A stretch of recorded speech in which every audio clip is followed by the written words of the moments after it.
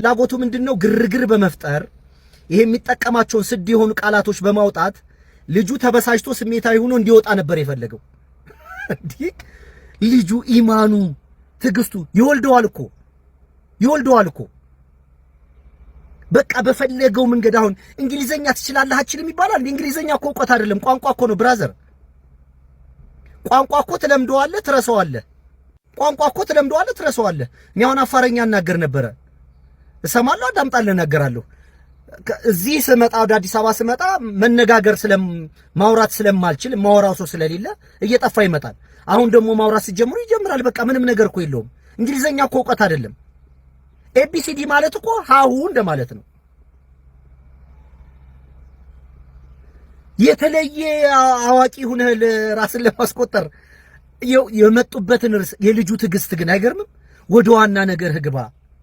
ዲቤቱ የ4 ሰዓት ይሁን የ8 ሰዓት ይሁን ምንም ትርጉም እኮ የለውም።